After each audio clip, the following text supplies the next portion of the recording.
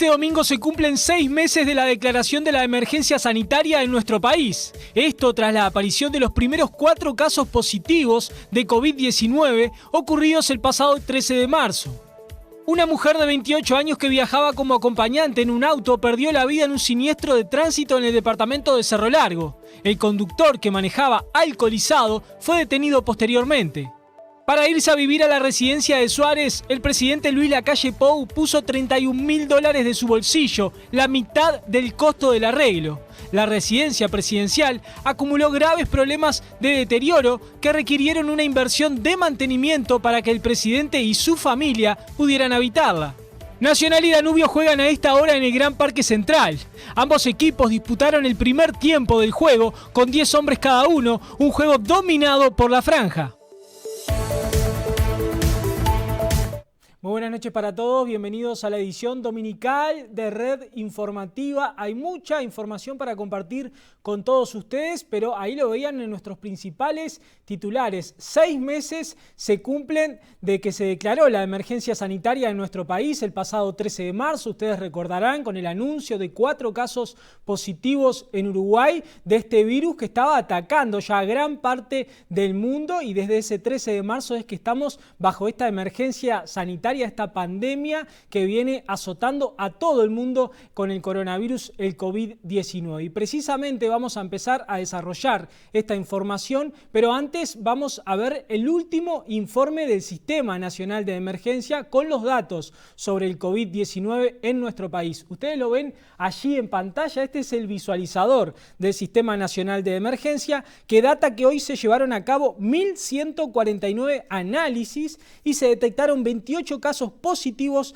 de COVID-19 en nuestro país. De los 28 casos nuevos, atención, 19 son de Montevideo, 3 de Canelones, 3 de Rivera, 3 de Salto y 1 del departamento de Rocha. Los casos detectados en el día de hoy pertenecen a un brote en una empresa distribuidora de Montevideo, a un brote intrafamiliar también, y a transportistas y a viajeros recientemente llegados del exterior. Desde que se declaró la emergencia sanitaria, como ustedes ven allí en pantalla, el pasado 13 de marzo, se han procesado 198.041 test de diagnóstico y se han registrado 1.808 casos positivos. De ese total, 1.513 ya se recuperaron y 45 lamentablemente fallecieron. Actualmente hay 250 casos activos en nuestro país y los departamentos con casos de coronavirus al día de hoy son 11. Estamos hablando de Canelones, Florida, Maldonado, Montevideo, Río Negro, Rivera, Rocha, Salto, San José,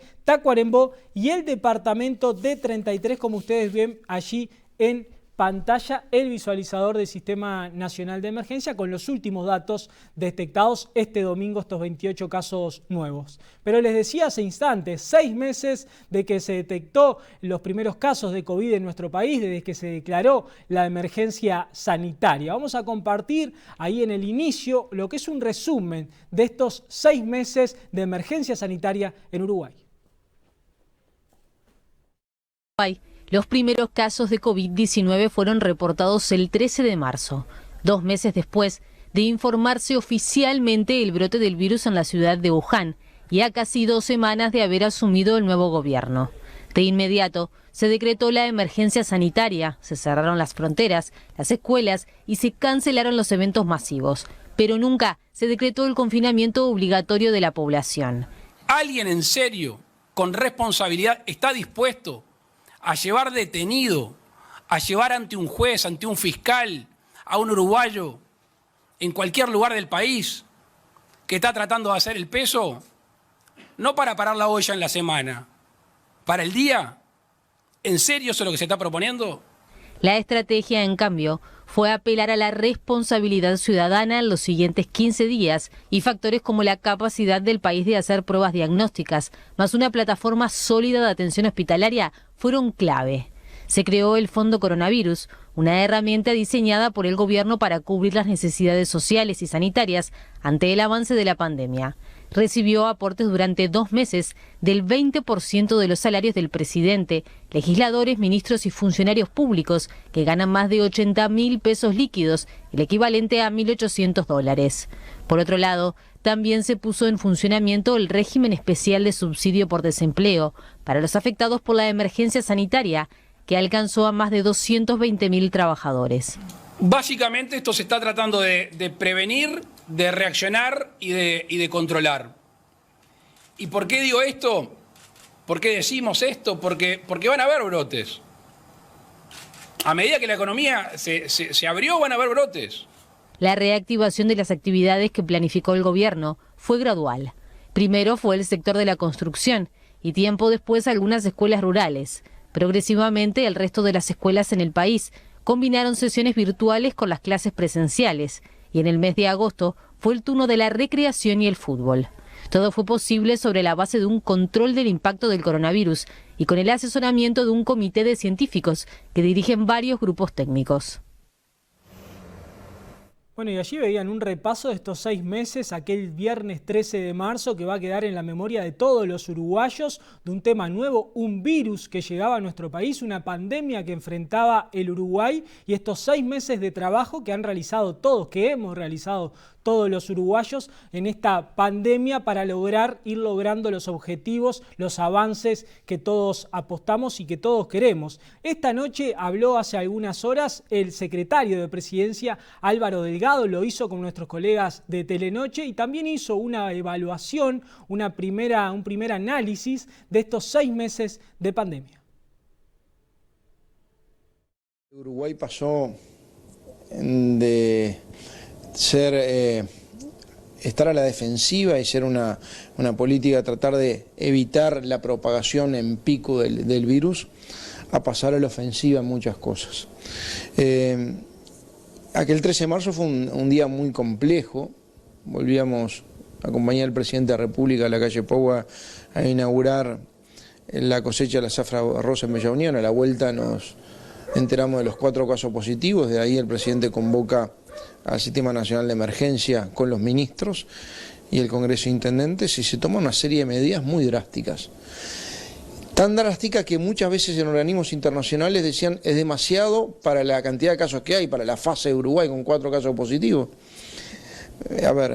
Emergencia sanitaria, cierre de escuelas, colegios, liceos, universidades, todo espectáculo o reunión que fuera en un lugar cerrado. Y se empezaron a tomar una serie de medidas vinculadas al cambio de hábito y el cambio de costumbres.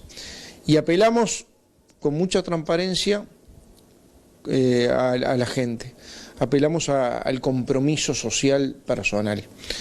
Yo me acuerdo que día después se dio un debate muy grande con respecto a la cuarentena obligatoria, recordarán. Pocos días después, 10 días después. Escuchábamos al presidente de la República ahora en conferencia de prensa en aquel momento hablando justamente sobre este tema. Y me acuerdo que hubo una decisión, porque hubo un liderazgo importante del presidente de la República de decir no podemos exigir lo que no podemos hacer cumplir, no podemos tener más formalizados que infectados. Y apelar nuevamente a la gente, que la gente se sienta responsable, sabiendo que la conducta de cada uno comprometía a la del otro, condicionaba a la del otro y podía ser los seres queridos. Y por eso de esa fase de tratar de ganar tiempo y empezar a entender cómo encarar esta pandemia y tratar de que no sea un contagio en pico, con liderazgo del gobierno pero con comprensión de la gente, es que se empezó a generar en vez de un pico una curva y en vez de una curva una meseta. Y hoy tenemos una realidad que Uruguay lo pone diferente en el mundo. Hoy hay 1.800 casos desde que empezó la pandemia, solo 250 activos, 45 fallecidos, 2 de ellos son extranjeros. Y en realidad lo pone al Uruguay en una pandemia controlada. Si uno empieza a hacer la comparación de países similares, Costa Rica quizás lo más similar en cantidad de población, en dispersión. Uruguay tiene 1 punto y algo de fallecidos cada 100.000 habitantes y Costa Rica más de 10 veces más. El otro día estaba mirando una estadística y estaba viendo el 1 de junio. El 1 de junio Uruguay tenía 830 casos desde que había empezado la pandemia, Costa Rica 1.050. Ayer Costa Rica tuvo 54.000 y Uruguay todavía no había llegado a los 1.800 desde que empezó la pandemia. Esas son cosas que demuestran que Uruguay en Uruguay hubo un compromiso social, hubo un uso correcto de la libertad responsable, un liderazgo y con transparencia del gobierno en la información y sobre todo mucho compromiso de la gente. El resultado que viene de una pandemia controlada con la economía abierta y abriéndose y abriéndose las actividades, tiene mucho que ver con la actitud que tomaron los uruguayos. Bueno, y allí veían al secretario de Presidencia, estamos hablando de Álvaro Delgado, hablar de los fallecimientos, de los 45 fallecidos que hay al día de hoy por el coronavirus en nuestro país. Pero Delgado fue consultado sobre el primer anuncio, sobre la primer muerte que se registró por este virus en Uruguay y lo difícil que fue ese momento, no solo por estar hablando de una pérdida de una vida en nuestro país, sino también por ser un caso cercano. Los muertos no se miden en estadísticas. Las estadísticas son datos de la realidad, obviamente hay que hacerlo. Acá hay todo un componente del presidente de la República liderando un proceso, un gobierno, la población, la gente, el Ministerio de Salud Pública, los funcionarios de la salud, médicos y no médicos, la academia a través de un grupo asesor científico colaborando. Yo creo que toda la sociedad se dio cuenta que tenía que no ser ajena a este proceso, a la solución de este proceso. El problema ya estaba, tenía que ser parte, no sé si la solución, porque la solución va a estar con la vacuna, pero por lo menos del control. El día que tú mencionás, el día del primer fallecido, fue un día duro, personalmente duro, porque acabamos de hacer una conferencia de prensa, la que se hacía habitualmente, con esa decisión que había tomado el presidente de ser muy transparente con los datos y con la información todos los días. Y me recuerdo que habíamos terminado, no me acuerdo con qué tema, con el ministro, anunciando algunas medidas vinculadas al apoyo social o económico, y subimos al despacho y nos dicen que hay un primer fallecido por el coronavirus. Pensábamos que era una persona que estaba muy grave, y cuando nos dan el nombre era una persona que había estado mensajeándose con nosotros hace pocos días atrás, que además es un referente del Partido Nacional, había sido subsecretario de Defensa, durante 10 años ministro de la Corte Electoral, González Risotto, y la verdad, me acuerdo que hablamos con Luis, bueno, le conté el primer fallecido, me dice, yo creo que el gobierno tiene que salir a anunciarlo, porque en esto también tiene mucho que ver con la transparencia, vamos a ser creíbles, si también las noticias no tan lindas las anunciamos nosotros. Y bueno, y bajamos y nuevamente hicimos una conferencia de prensa, quizá de las más duras, anunciar el fallecimiento de un ser querido, que era más cercano, que además era militante de nuestro partido, y terminar con una frase, con la misma frase que nos había mandado sobre el coronavirus 10 días antes, que decía, hay que tenerle miedo, solo al miedo y solo a ello. Y en estos días, con respecto al coronavirus, a la emergencia sanitaria, se están realizando algunas especulaciones, hay algunos cruces, hay algunas discusiones por lo que es el turismo, por lo que puede ser una posible reapertura de fronteras. Delgado habló sobre este tema y dijo lo siguiente.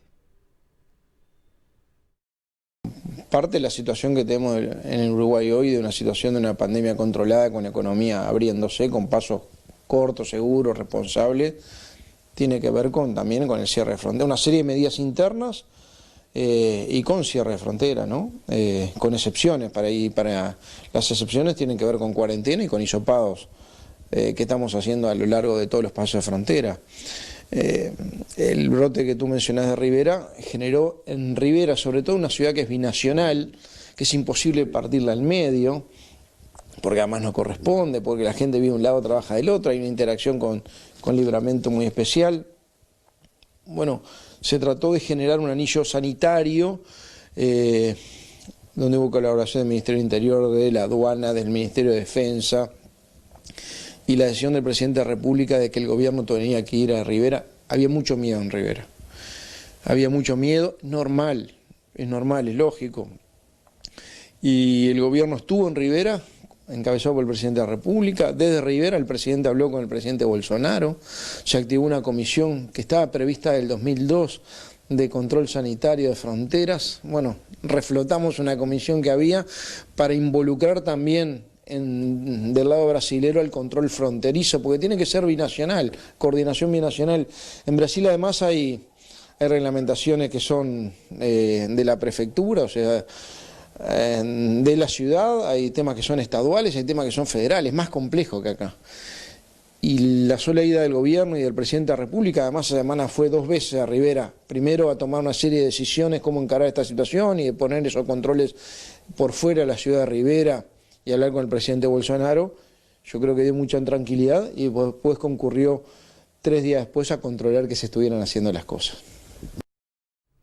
En estos días se ha elevado una solicitud para ampliar el horario en los shoppings. Recuerden que los shoppings tuvieron una reapertura con un protocolo especial, con horarios reducidos y bueno, ahora al ver que la situación se está controlando, no se están constatando ningunos brotes en ninguno de los shoppings, se ha elevado una solicitud para ampliar el horario. Pero ¿qué pasa con las actividades? Con esas actividades que se han ido retomando durante la pandemia, que han permitido que la economía, si se quiere, se vaya activando poco a poco. Esto decía el secretario de Presidencia. Y antes abrieron los shopping y tuvimos 35 protocolos de trabajo con los shopping, con trabajo muy importante del Ministerio de Salud Pública, el Ministerio de Trabajo en la parte laboral. Insólita no, que habla muy bien del Uruguay. El protocolo de apertura de los shopping contó, me acuerdo en esa conferencia de prensa, con la Cámara de Comercio y con FUES, el Sindicato de Comercio, avalando este protocolo para abrir los shopping con mucha seguridad y con mucha garantía, para inspirarle confianza a la gente. Y además, por eso dije pasos cortos, seguros, responsables y evaluados, porque después se hicieron hisopados aleatorios en los shopping y dio negativo, cosa que nos daba una aliciente a poder seguir abriendo cosas. Pasó con la Expo Prado, trabajando también mucho con una cantidad de restricciones que va a haber, porque era la posibilidad de hacerlas, y de controles. Salud Pública está yendo todos los días a controlar el cumplimiento del protocolo, que es muy estricto. Va a pasar con las elecciones el 27 de septiembre, que también son eventos de riesgo. Todos estos eventos masivos donde mueven gente son de riesgo. Ahora, o nos ponemos simplemente en la retracción de decir no mueve nadie y la economía se cae, o seguimos avanzando en un proceso donde tenemos que generar empleo, tenemos que dar sustento y tenemos que seguir funcionando con los recaudos y minimizando los riesgos. Para las elecciones hay un protocolo especial elaborado entre la Corte Electoral, con donaciones destinadas de tapabocas, el Ministerio de Salud Pública, y va a haber también controles ese día con facilitadores por parte de la Corte para que todo el mundo se tapabocas, mantenga la distancia, haya higiene de manos. Bueno, el tema de temporada es un tema que está para ahí, ¿no? Para verse, porque si bien todos entendemos cuáles pueden ser oportunidades, pues quizá el sector turístico es uno de los que más sufrió esta pandemia. Es más, en las semanas, en este caso de turismo, yo siempre lo recalco como un acto de responsabilidad social nacional más que empresarial. La Cámara de Turismo y el Ministerio de Transporte en la Semana de Turismo hicieron campaña pública pidiendo no hacer turismo. Y eso habla muy bien del Uruguay. Sean pocos lugares en el mundo ese involucramiento de todos los actores, más allá de lo que piensen filosófico, políticamente, en pos de una solución. En este caso, obviamente, es una situación que estamos hoy con fronteras cerradas y hoy se está evaluando y monitoreando permanentemente esta situación. Bueno, allí lo tenían entonces, una extensa entrevista que dio el secretario de Presidencia esta tarde sobre estos 6 meses del coronavirus, de la pandemia, de la declaración de emergencia sanitaria en nuestro país aquel 13 de marzo. Ahora les propongo cambiar de tema y vamos a hablar de lo siguiente. El presidente, atención, Luis Lacalle Pou, pagó $31.000 de su bolsillo para los arreglos que se hicieron en la residencia de Suárez y Reyes. Durante los 15 años que estuvo deshabitada, la residencia presidencial del Prado se fue deteriorando. Ese deterioro era visible en problemas de humedad, caños rotos, instalación sanitaria tapada, problemas que se generaron por la falta de mantenimiento. El propósito del presidente Luis Lacalle Pou de mudarse a la residencia con su familia hizo que el mandatario pagara la mitad de los arreglos. Según la información publicada por El País, además de los $31.000 que desembolsó el mandatario para los trabajos, el Estado puso otros $35.000 provenientes, según el informe, de la Corporación Nacional para el Desarrollo y Presidencia de la República. Las obras realizadas se hicieron en base a los estudios técnicos de la Dirección de Arquitectura de Presidencia y Ministerio de Transporte. El ministro de Trabajo, Pablo Mieres, respondió a algunas críticas que realizó el ex ministro de Economía, Danilo Astori, sobre la gestión actual. El exministro Danilo Astori dijo al semanario que es absolutamente imposible que el gobierno cumpla con los objetivos económicos que se trazó en el proyecto de ley de presupuesto. Astori agregó además que en los próximos meses habrá un descontento social muy fuerte.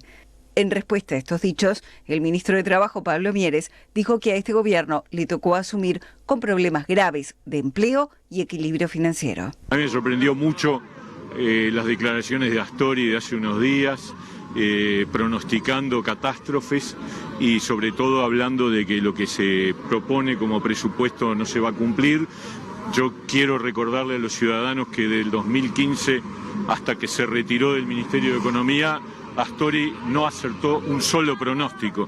En el 2015 dijo que el país iba a crecer un 15% en el periodo y al año siguiente tuvo que reducirlo al 7%, dijo que no iba a haber más impuestos, incorporó impuestos y sobre todo erró en todas sus previsiones. Yo creo que hay un punto en el que uno debería tener un poquito de bajar la pelota y esperar y tener una actitud de prudencia y no salir a prender fuego el campo, ¿no? ¿Están fuera de lugar esas declaraciones? Yo creo que no le hacen bien a él. Me parece que él dejó una situación económica muy complicada, probablemente porque no lo dejaron, probablemente por los equilibrios internos del Frente Amplio, pero lo cierto es que esa es la herencia que quedó y nosotros estamos tratando de ordenar un poco la situación del Estado para que el país crezca y para que haya más empleo. No existe otra manera de generar empleo que el crecimiento económico. Bueno, vamos a continuar hablando de economía, pero ahora a nivel departamental, y nos vamos al departamento precisamente de Rivera, uno de los más afectados por la pandemia, por los brotes que se constataron en ese lugar. Vean ustedes, pese a todos estos escenarios, la economía en Rivera tiene índices estables. Rivera cuenta con índices económicos estables, según los datos aportados por el primer observatorio este viernes. Datos como el desempleo se conocieron y la afectación en el departamento norteño está por debajo de los indicadores a nivel nacional, principalmente por la continuidad del turismo de compras que generan los comercios de free shops y se acentúan en fines de semana como este. Y yo te diría que si mirás hacia otros departamentos estamos muy bien. Rivera en el servicio es más turístico, o sea, depende del turista por toda la cantidad de empleo es en los free shop. El resto de las empresas siempre estamos colaborando y apoyando, pero el rubro grande es los free shop y depende del turista. Y en este momento, dentro de todas las bajas, igual estamos, te diría que bien.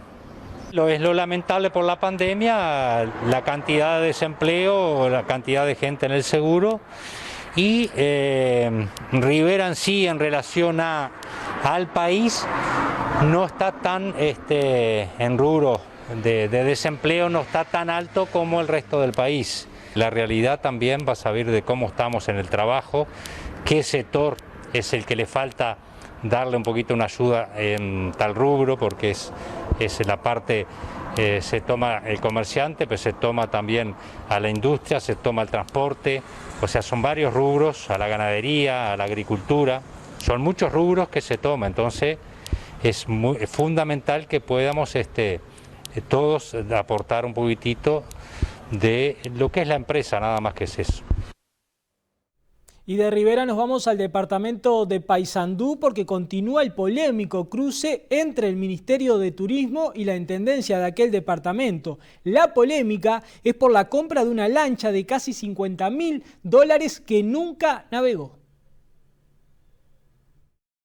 Las comunicaciones con la Intendencia a nivel de Ministerio son formales. Ya se envió un oficio solicitando las explicaciones del caso a la Intendencia de Paysandú.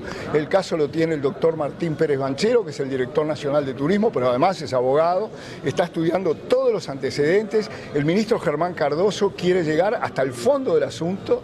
Realmente es inexplicable lo que está pasando acá y nosotros queremos saber en qué se invirtieron esos $48.000 de una lancha que a primera vista ya parece que está muy lejos de ese valor que se pagó. A mí lo que me compete es llamar a responsabilidad y a que den la cara los actuales jerarcas que fueron los que hicieron este embrollo, este tema que realmente está tan enredado que salen a explicar que en 4 años no pudieron navegar una lancha. Si bien Monseglio fue bastante crítico en esto, el intendente de Paysandú, el señor Mario Díaz, también fue muy firme en su postura en aclarar que todavía no recibió ningún pedido de informe. Eso es justamente lo que también me llama la atención, ¿no? O sea, él prefiere hacer todo este circo por la prensa en lugar de recurrir a los canales formales, ¿no? Como sí lo recurrió en su momento el señor ministro de Turismo, que estuvo reunido con el señor Alejandro Leite, con el subdirector de Desarrollo de Paysandú, quien le explicó claramente cuáles habían sido las dificultades y por qué hasta ahora la lancha no había funcionado,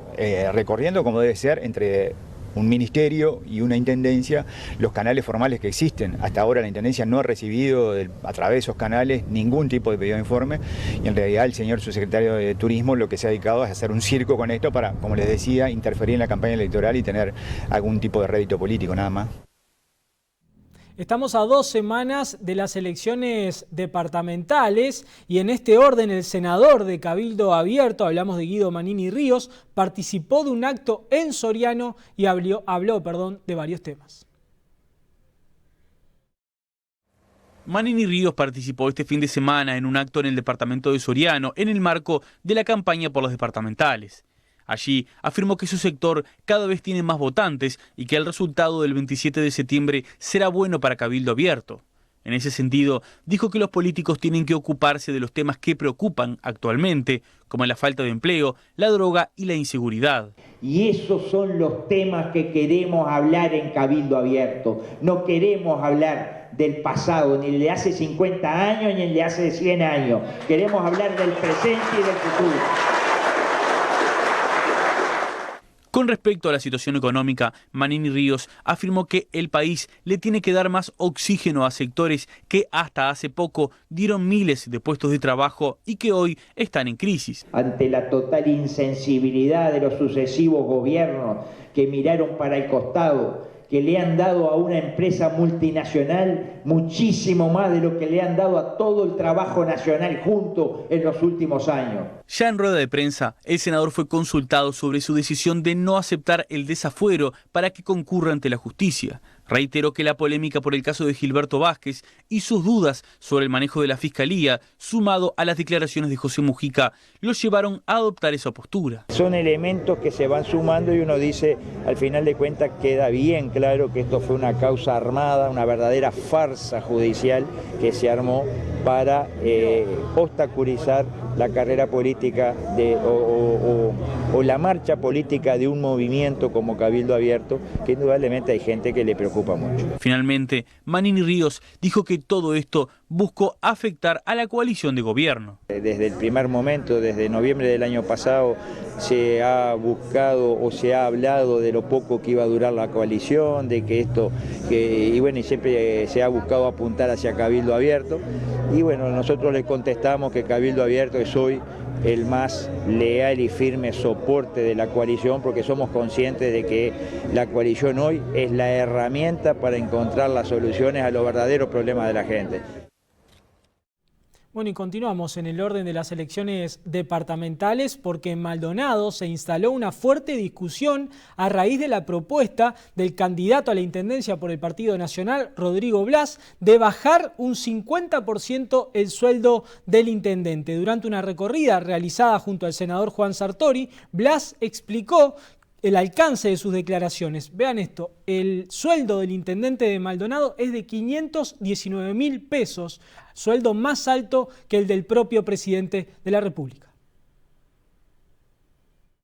No, yo creo que es importante dejar bien claro a la gente de que el costo político no va a ser una carga para la población. En los momentos que vivimos hoy, en los momentos que tiene Maldonado, en cuanto a su déficit, en cuanto a los problemas económicos de la intendencia, yo creo que bajar el sueldo del intendente no es solo una señal, sino que es algo necesario y nos va a significar en 5 años un ahorro de $400.000 que es una cifra importante para poner al servicio de Maldonado y no en el sueldo de uno. Yo no estoy preocupado en cuánto me van a pagar por transformar Maldonado, mi compromiso es transformar Maldonado.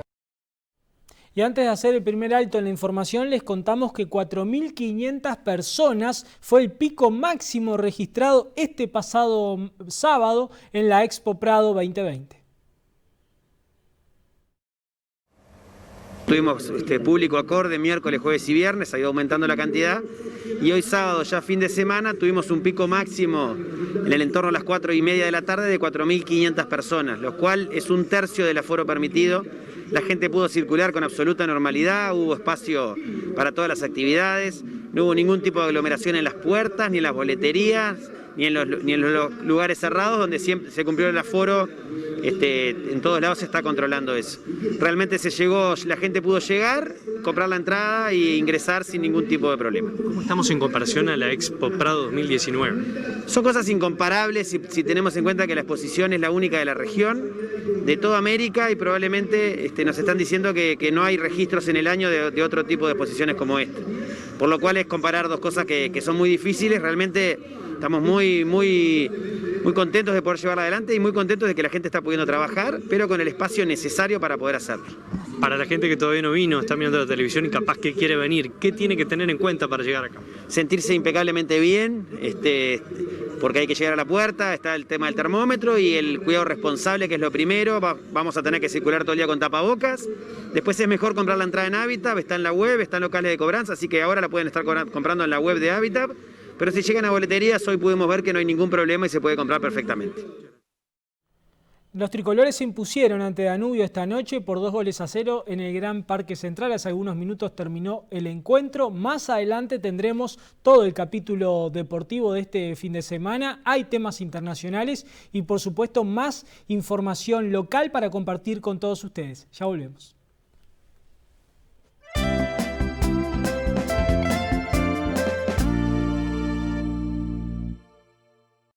Llegó el préstamo Aliviados de ACAC. El préstamo que te da el alivio que necesitas porque lo pagás cada 2 meses. Por ejemplo, pagás un mes sí, un mes no. Un mes sí, un mes no. Uno sí, uno no. Y para estar mucho más aliviados, la primera cuota también la pagás a los 60 días. Comunicate al 2924-4000 por nuestra web, Facebook o por WhatsApp al 097-42-4000. ACAC, más rápido, más fácil, más simple, más aliviado. Para dar el salto a una SUV, subí a una Jetour modelo X70. Un vehículo de 7 plazas con un diseño a otra altura, con el máximo confort, tecnología de punta y la más alta seguridad para tu familia. Vení a conocerlo en nuestros concesionarios o ingresá en jetour.com.uy. Jetour, una marca a otra altura, con el respaldo de Sebel.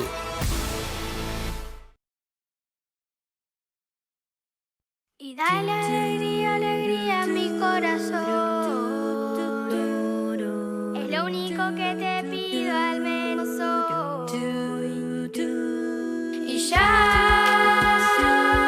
verás, las sombras que aquí estuvieron no estarán.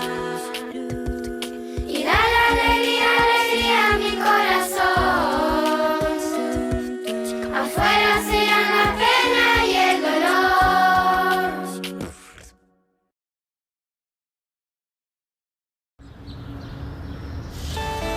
Santiago pasó a buscar a Javier. Se juntaron en el café con Virginia y Diego para preparar la reunión que tuvieron con Magdalena, Marcelo y Andrés. De ahí se fueron a la oficina, donde estuvieron trabajando con María, Soledad y el resto del equipo. Días después se empezó a sentir mal. Tenía coronavirus. Como todos tienen la alerta activada, pudo avisarle en el acto a los que estuvieron cerca de él en los últimos 14 días. Estos recibieron una alerta de exposición al virus para hacerse el test y evitar contagiar a sus familias y a quienes los rodean. El teléfono nos protege a todos. Bajá la app Coronavirus, activá la alerta y el Bluetooth. Sé solidario, activala y cuídame.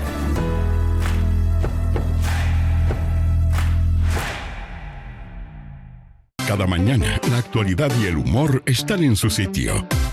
Juan Miguel Garzolio, Iliana da Silva, Martín Fablet, Marcel Chioroblian, Luciana Acuña y un gran equipo ponen las cosas en su sitio. Más actualidad, más periodismo en su sitio. Siempre Sarandí. No sabía que era menor. Ella me provocó. Ella lo necesita y yo la ayudo. No hay excusas. Explotar sexualmente a niñas, niños y adolescentes es un delito. Denuncialo llamando al 100. INAU, CONAPES, UNICEF. Con la alerta activada en tu celular, ayudamos a controlar el coronavirus. Pedile a tus compañeros que la activen. Les lleva 1 minuto y nos protegemos entre todos para siempre. El teléfono nos protege a todos. Activala y cuídame.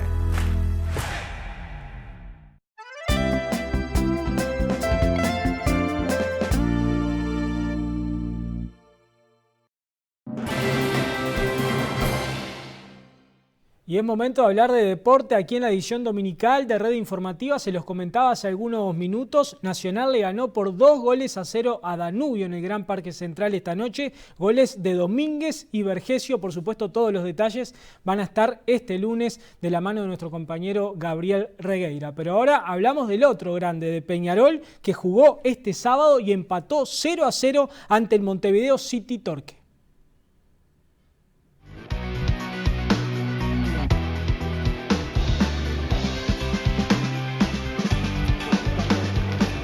A la cancha Peñarol, que en el primer tiempo jugó con gran mayoría de suplentes, un equipo absolutamente alternativo.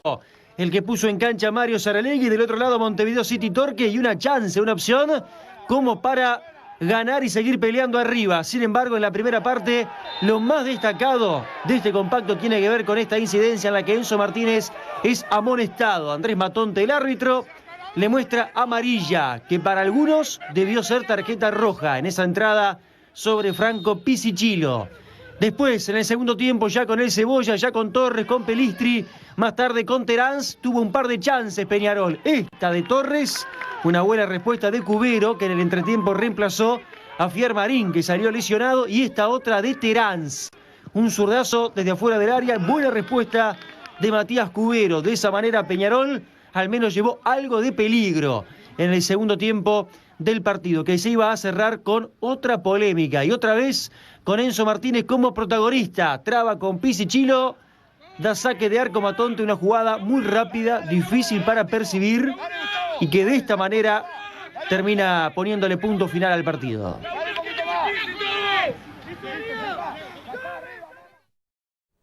Bueno, y por otro lado, Rentistas igualó también, pero por un gol ante Fénix en un polémico encuentro. En el complejo Rentistas, los goles llegaron en el segundo tiempo. Alexis Rolín ponía de cabeza a los 4 minutos el 1-0.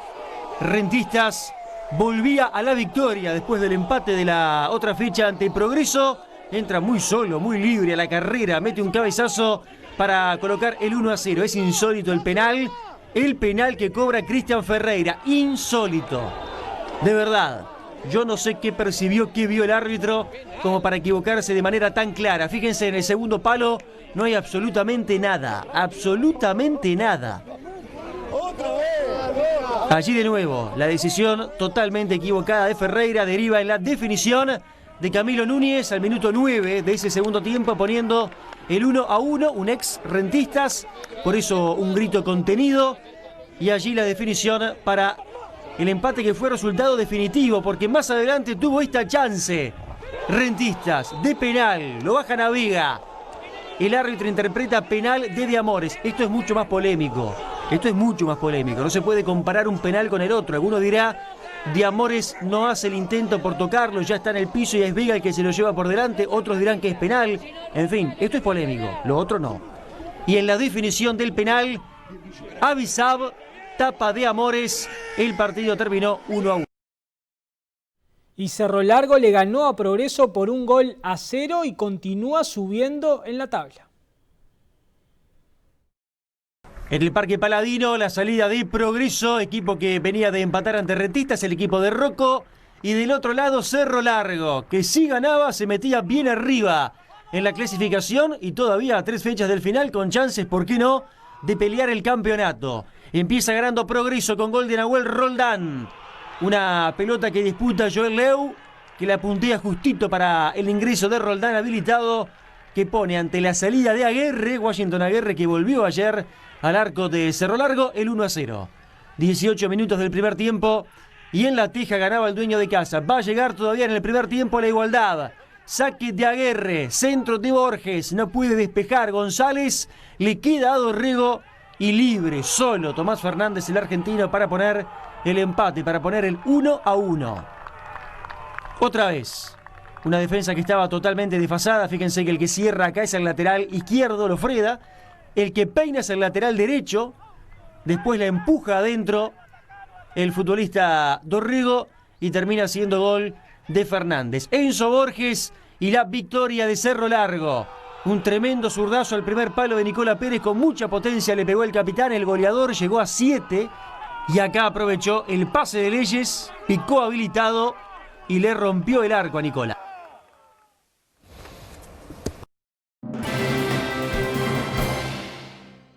Bueno, y momento de dar un recorrido por el mundo, y por estas horas la información destacada se encuentra en Estados Unidos. Vean ustedes, al menos 30 personas murieron por los incendios, grandes incendios que afectan a unos 12 estados.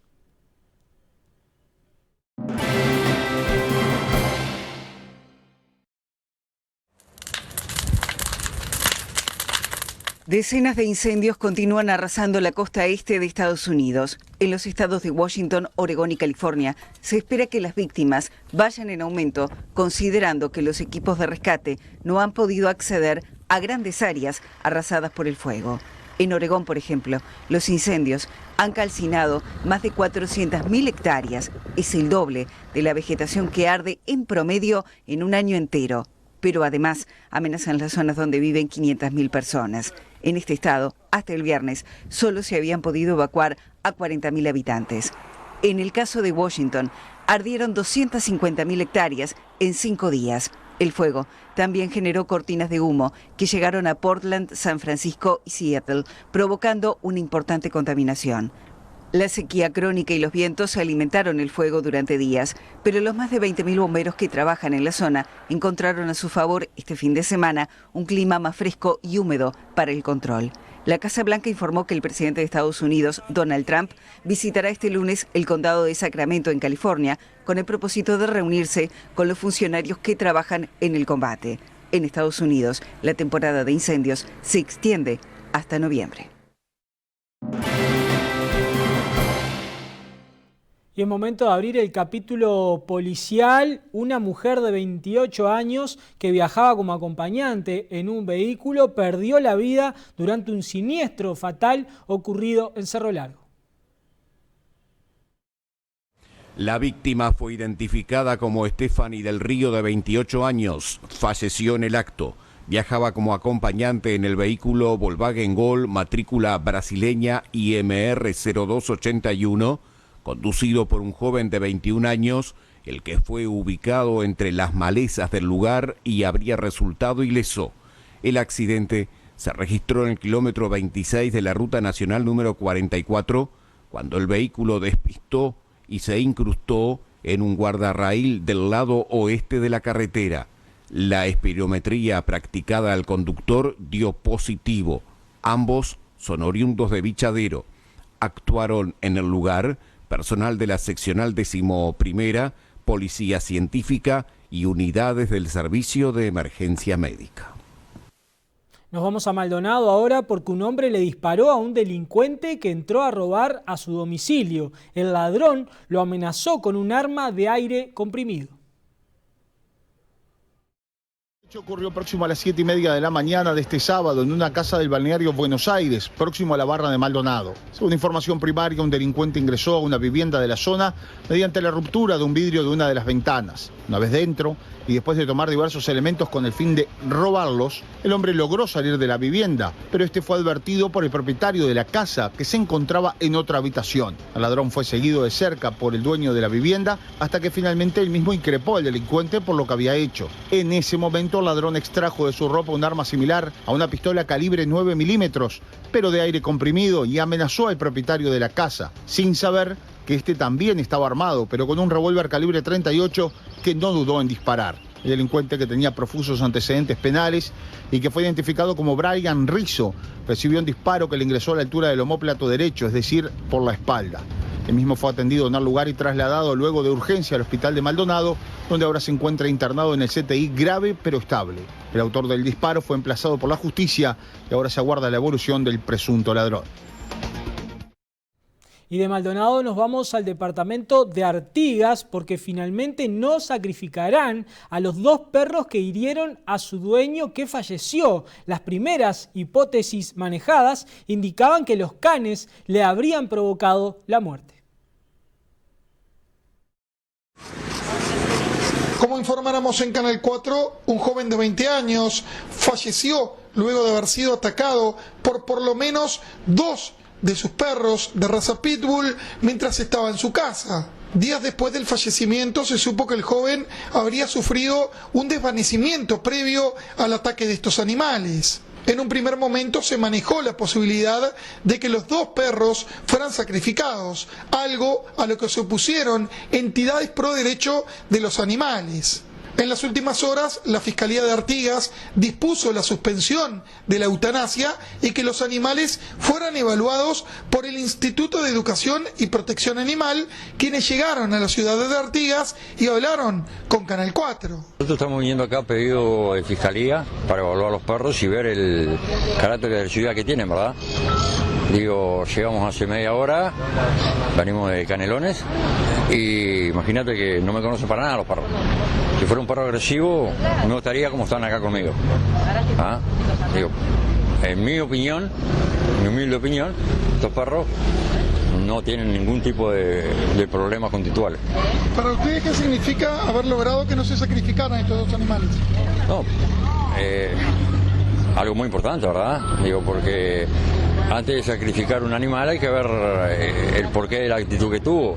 ¿Llegaron a morder finalmente al joven que lamentablemente falleció? Llegaron a morder, llegó a morder el macho. Ellos son un casal muy asociado, son hermanos. Sugerimos la castración si los van a cruzar, no sean cruzados con consanguineidad. Llegó a morder el macho, pero porque el macho muerde por una circunstancia que es está en la genética de todas las razas. Si yo, por ejemplo, caigo al piso, hago movimientos o el animal participa en una acción inusual, ellos estaban muy asociados también emocionalmente a Federico, el animal va a responder, pero no para atacar, va a responder porque no sabe lo que está sucediendo. En el caso de ellos, que son perros molosos por su musculatura y son pitbull de mordida ancha, obviamente lo hirieron, pero no fue el causante, o sea, no hubo un ataque del perro. Mientras que el equipo de Canal 4 trabajaba en el lugar, una persona pasó y pidió que mataran a estos 2 animales, catalogándolos de asesinos. No se detectan fácilmente. Tenemos este tipo de respuestas, no perros asesinos. No existe ese concepto en los animales no asesinan. Ese concepto es solo aplicable a nosotros. Bueno, y vamos a cerrar ahora el capítulo policial, y en otras informaciones les contamos, pero también allí del departamento de Artigas, el frigorífico de allí se encamina a exportar. Según sus autoridades, se está a la espera de la habilitación del Ministerio de Ganadería. Estamos muy cerca de que se nos levante la suspensión de la habilitación que tenemos para exportar. Hemos hecho todos los deberes que nos pidió el Ministerio de Ganadería, Agricultura y Pesca, que es quien tiene que ver con la habilitación o no. Y bueno, es otra visión más que se lleva de primera mano un integrante del gobierno. Hace pocas horas también estuvimos con el secretario de Presidencia, con el prosecretario de Presidencia, a donde, bueno, siempre les decimos las cosas que nosotros entendemos que son prioritarias para el departamento de Artigas, y nosotros siempre pensando en generar y promover mano de obra, es decir, generar puestos de trabajo. Así que otra vez, luchando con este tema del abasto, estamos faenando mucho en el momento y aspiramos a faenar mucho más, aspiramos y soñamos a trabajar en 3 turnos, y que los animales que van vivos a otro departamento y que después vuelven como carne envasados al vacío, en cajas o en medias res o en cortes especiales como asado, corte delantero o traseros, todo eso se haga aquí en Artigas, y mucho más cuando además va para la exportación. En realidad lo que más nos preocupa, lograr fuentes de trabajo, es nuestro principal objetivo, es lo que vamos a trabajar en conjunto, gobierno departamental, gobierno nacional, para lograr justamente la fuente de trabajo. Creemos que al habilitar para exportación lo que hace es eso, y generar 3 turnos, que lo que genera es mano de obra. Esa es nuestra principal preocupación. Sabemos que es de los departamentos con índices más altos de desocupación, y es en lo que más queremos trabajar, y lo hemos hecho el primer día. El tema del frigorífico, el tema del abasto municipal, también tuvo la oportunidad de recorrer. ¿Qué le pareció? Me pareció que está correcto, que están en un proceso de lograr la habilitación. Espero que se pueda lograr pronto. Están trabajando bien, fuerte, incluso a fazón para alguna otra planta, así que espero que pronto se pueda lograr el objetivo. ¿Cuál es el trámite que faltaría para lograr esa habilitación que usted mencionaba, ministro? Falta la habilitación del Ministerio de Ganadería, ¿verdad? Y requieren para eso algunas obras que están en consideración. Es importante este frigorífico debido al punto estratégico donde está, en la frontera con Brasil. Sin duda, y además también porque genera trabajo y valor para el departamento. Bien, allí teníamos una prometedora noticia y novedad para todo el departamento de Artigas, por supuesto. Ahora les propongo conocer cómo abrirán las principales monedas este lunes. Dólar a la compra, 41,30, 43,70 a la venta. Euro, 47,70, 53,20. Real, 7,06, 9,06. Peso argentino, 0,15, 0,61 a la compra y a la venta respectivamente. La unidad indexada, 4,694. La unidad reajustable, 1.283,07. Y hacemos nuestra última pausa y enseguida volvemos con el tramo final de Red Informativa, edición dominical, y 2 lindas historias para cerrar esta semana. Ya volvemos.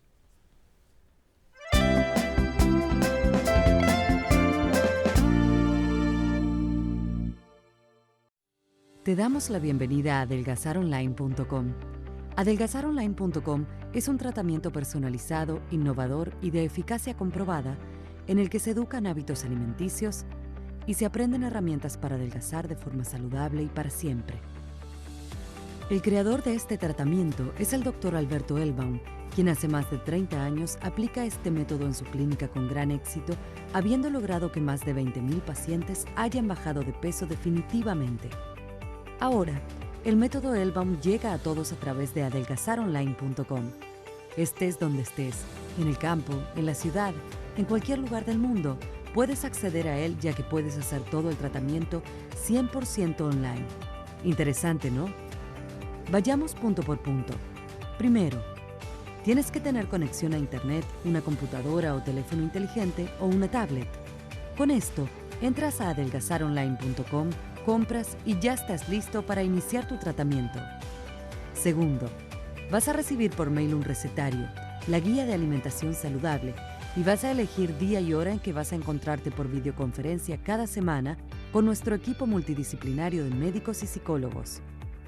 En esos encuentros también habrán muchas otras personas que, como tú, están comenzando a cambiar su vida.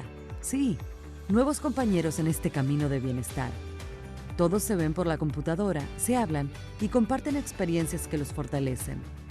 Tercero, en los días que no tienes el encuentro por videoconferencia, nuestro equipo de profesionales y tus nuevos compañeros podrán estar comunicados para sacarse dudas y apoyarse vía WhatsApp. O sea, el tratamiento siempre lo haces acompañado, nunca estás solo, y eso es clave para que tu proceso de adelgazamiento sea un éxito. Cuarto, te estarás preguntando si en este tratamiento vas a pasar hambre o vas a tener que comer cosas que no te gustan. No tendrás hambre porque nuestra propuesta de comidas es muy variada. La idea es que aprendas nuevos hábitos alimenticios saludables sin sufrir. Ya verás que podrás seguir comiendo delicioso y al mismo tiempo bajando de peso. efectivo, saludable y estés donde estés. Así definen nuestros pacientes el tratamiento de adelgazaronline.com. Entra ahora mismo para iniciar tu nueva vida o mándanos un WhatsApp al 093-311-813 para sacarte todas las dudas. Adelgazaronline.com te cambia la vida.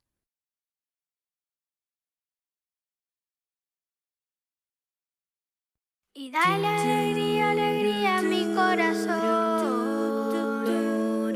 Es lo único que te pido al menos hoy. Y ya verás, las sombras que aquí estuvieron no estarán. Y dale alegría, alegría a mi corazón.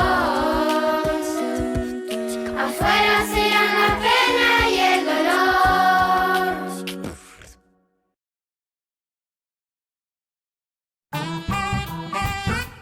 Nueva luz, nuevos sueños, nueva vida.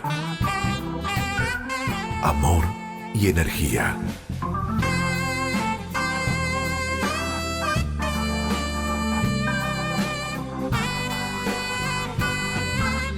Alfa FM 963. New Light. En sintonía contigo. Para dar el salto a una SUV, subí a una Jetour modelo X70. Un vehículo de 7 plazas con un diseño a otra altura, con el máximo confort, tecnología de punta y la más alta seguridad para tu familia. Vení a conocerlo en nuestros concesionarios o ingresa en jetour.com.uy. Jetour, una marca a otra altura, con el respaldo de Sebel.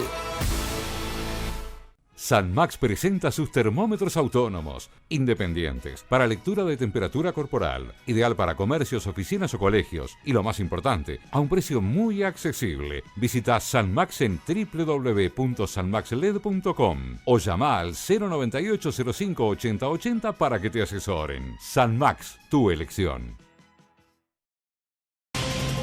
Dígale no a las noticias falsas. Evite los medios anónimos e irresponsables. En tiempos de emergencias y de incertidumbre, es fundamental la información verificada y confiable. Los medios de comunicación formalmente establecidos, por su profesionalismo y responsabilidad, son el antídoto más eficaz contra las noticias falsas y la desinformación. Infórmese por la radio y la televisión a toda hora, con los rostros y las voces que usted conoce y confía.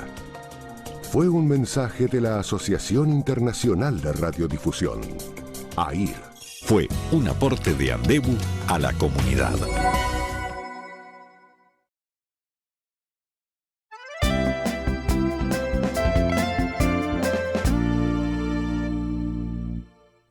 Bueno, y como se los prometía, tenemos dos lindas historias para cerrar esta semana de Red Informativa. En primera instancia tenemos a esta, podríamos decir que es una héroe de la escuela, una héroe de la educación, con su fuerza, con sus ganas por aprender. Estamos hablando de Juana, una niña de apenas 6 años que para llegar a sus clases diariamente tiene que atravesar diferentes obstáculos en su camino usando distintos medios de transporte. Vean esta linda historia.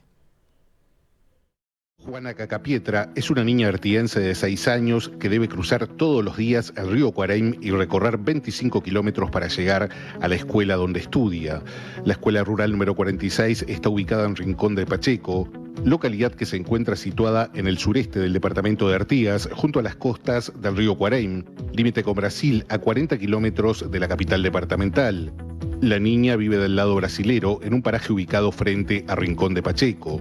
Cada día para llegar a la escuela, Juana debe cruzar el río Cuareim, a caballo si este está en su altura normal o en bote si está crecido, ayudada por sus padres o tíos.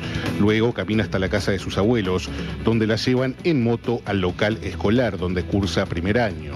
Nosotros salimos de allá, de Brasil, 8:30 por ahí. El padre la trae en bote porque a veces el río está lleno y no da para pasar en caballo. Cuando está bajo, ella viene en caballo, demora 1 hora más o menos para llegar acá a la casa de la abuela. o si no en bote. El padre la trae, nosotros pasamos y de allá venimos caminando hasta la casa de la abuela. Pues yo la vine a traer porque el padre no pudo venir a trabajar y el río nos implica mucho. Cuando está lleno, se hace la vuelta a caballo. Tenemos que pasar acá, queda más cerca. El río llena, de a caballo no da para pasar, solo en bote. Y es un riesgo, ¿no? Es un riesgo. Antes llevaba a mi madre, ella en la escuela, pero mi madre se enfermó y ahora quien lo lleva es mi padre. La maestra reconoce el esfuerzo de Juana para llegar cada día a la escuela. Juana es una niña muy amable que hace un esfuerzo digno de reconocer para llegar a la institución escolar, ya que tiene que atravesar un río con la ayuda